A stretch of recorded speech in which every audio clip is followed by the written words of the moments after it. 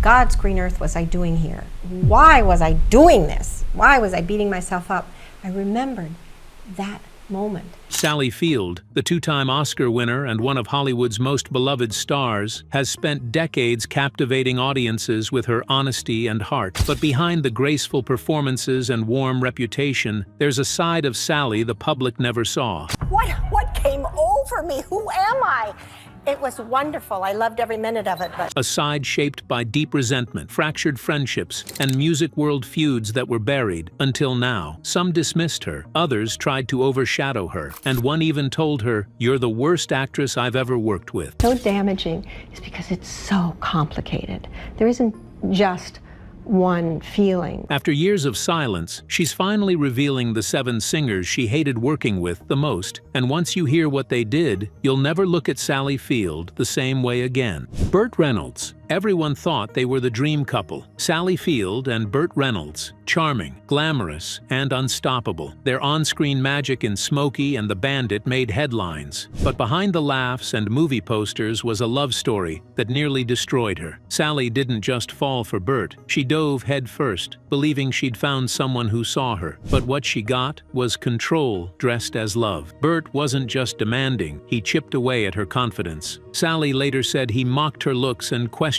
her talent, not in angry fights but with little digs disguised as jokes. At first, she brushed it off. Then it became a pattern. He'd talk over her in public, interrupt interviews, or correct her on camera. In private, the cold silences were even worse. Sally said it felt like being trapped next to someone who wanted her quiet, agreeable, and grateful. Even when the cameras were off, she played the role of the perfect partner. But inside, she was shrinking. She gave more and more, hoping it would change him, hoping he'd finally see her for who she really was. But the spotlight never left him, and neither did the control. In her memoir, she didn't hold back. She called the relationship damaging. Years later, when asked about Burt, her voice softened, but the wounds were still there. She mourned what she lost in that relationship. And Burt? He never fully owned up to the damage, but that was just the start. Tommy Lee Jones. When Sally signed on to Back Roads, she thought she'd be stepping into a bold, character-driven story, something raw and real. But what she walked into felt more like a shut door than a set, and behind that door was Tommy Lee Jones. From the first day, she noticed him. Tommy didn't smile. He spoke when the cameras rolled, then vanished into himself. No warmth, no trust, just tension. Sally tried. On other sets, she'd bond with co-stars, trade ideas, build scenes together. But Tommy gave her nothing. No eye contact, no conversation, not even a nod between takes. It was like acting beside a statue, with a pulse, but no presence. She later described the shoot as one of the loneliest of her career. She would ask him questions about the scene, but there was no response. Every effort was met with silence or a look that said don't. They were supposed to play 2 damaged souls finding love, but it's hard to build connection when your scene partner shuts you out, and the critics noticed. Reviews said the leads lacked chemistry, but it wasn't a script problem. It was what happened between scenes. Sally didn't lash out publicly. She never needed to. When asked about the role, she simply said it drained her. Not the acting, but the isolation. She wasn't looking for friendship. She was looking for honesty. What she got was a wall, and that wall didn't just block her, it froze the entire shoot. But if Tommy was ice, the next name burned like wildfire. Robert Blake. From the moment filming began on Say Goodbye, Maggie Cole, Sally Field sensed chaos brewing. She had seen tough sets before, but nothing prepared her for Robert Blake. On paper, he was intense. On set, he was unpredictable. Every day felt like a gamble. Blake didn't follow scripts. He twisted them. He changed lines without warning, shifted moods mid-scene,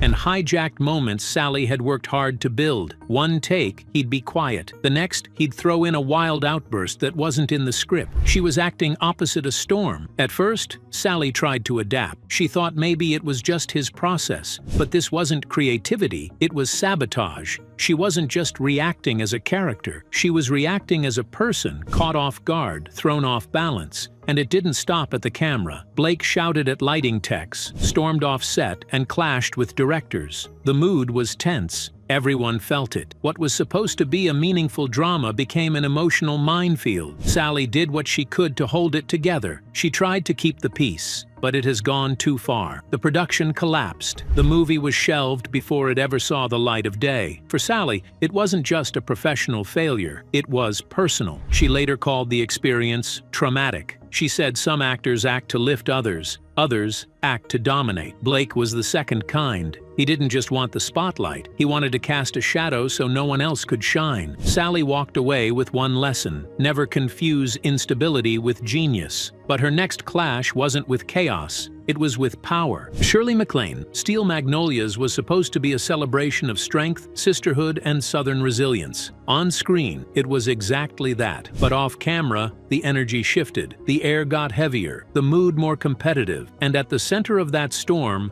was Shirley MacLaine. Sally came to the project ready to dig deep. Her role as Malin, a grieving mother, was one of the most emotionally demanding performances of her career. She prepared, focused, and showed up open and raw. But Shirley brought something else: power plays. From day one, it was clear Shirley had no interest in sharing the space. She cut into scenes that weren't hers, rewrote timing with snarky one-liners, and constantly reminded everyone of her past Oscars and legacy. She wasn't just acting, she was performing dominance. One scene in particular haunted Sally, a heartbreaking monologue. It should have taken 1 or 2 takes. Instead, it took 17. Not because Sally struggled, but because Shirley wouldn't stop interrupting the tone, tossing in sarcastic lines, undercutting the grief with jokes, as if real emotion made her uncomfortable. Sally stayed composed. She always did, but she later admitted how exhausting it was. For Sally, it wasn't just a style clash, it was a collision of values. She came to serve the story, Shirley came to command the spotlight, and that tension stayed long after the cameras stopped rolling. But the next name on Sally's list is even more intriguing: James Woods. Kiss Me Goodbye was supposed to be lighthearted, a romantic comedy with a quirky twist. Sally signed on expecting playfulness, charm, maybe even fun, but instead, she found herself face to face with James Woods, and nothing about him felt light. From the start, the tone was off. Woods didn't ease into the work. Every scene became a debate, every line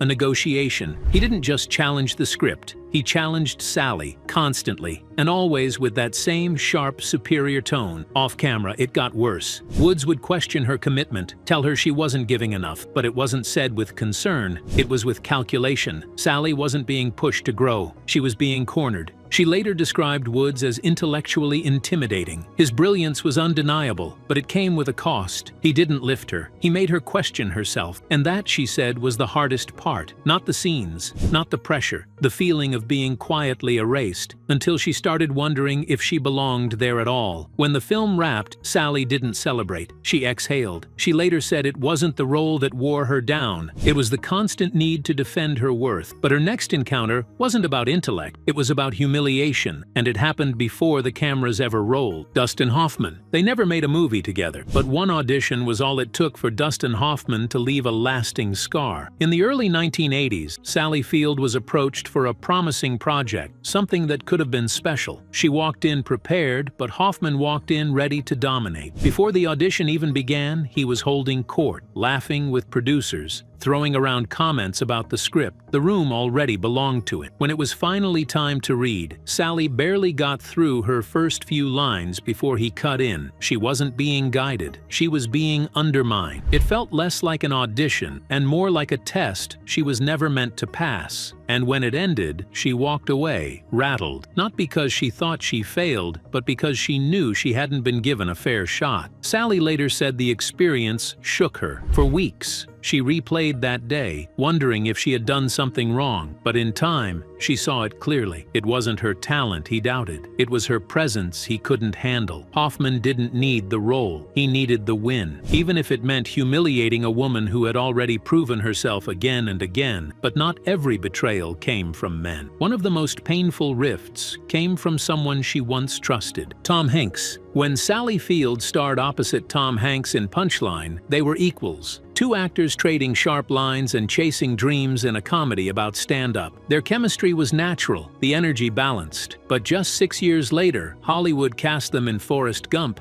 As mother and son, Sally was only 10 years older than Hanks, because for actresses, aging isn't about numbers. It's about roles drying up and identities being rewritten. Sally never blamed Tom. In fact, it was what his casting revealed. She went from playing his love interest to rocking him in her arms, because Hollywood decided that's what women her age were now meant to do. She was being pushed into a box, not because she lacked talent, but because the system didn't know what to do with a woman her age who still had range, passion, and presence. Tom moved on to lead roles and blockbuster stardom. Sally moved into characters defined by nurturing, grieving, or fading into the background. And that shift, the one people barely questioned, said everything about what Hollywood values. In interviews, the message was clear. The story of her career was also the story of how quickly women are aged out of their own narrative. Tom Hanks didn't silence her, but the roles offered alongside his name did. And for Sally, that was the quietest betrayal of all, the industry deciding who she was before she got a chance to show it. As her fame grew, so did the pressure to stay likable. She became careful with her words. There were days she questioned everything. Was she still enough? Did her voice still matter? And every time she had to fight to believe the answer was yes. That was the damage no one saw. The slow grind of being told, "You're brilliant," then treated like you're replaceable. But through all of it, she stayed standing. And when the time came to speak up, to name names, to tell the truth, she didn't flinch. After a lifetime of applause, Sally Field finally realized survival wasn't enough. She wanted her story told in her words, and she was done making herself small. If Sally Field stayed silent all these years, how many more stories, just like hers, are still hidden in Hollywood? Share your thoughts in the comments below, and if you liked the video, don't forget to like and subscribe for further updates.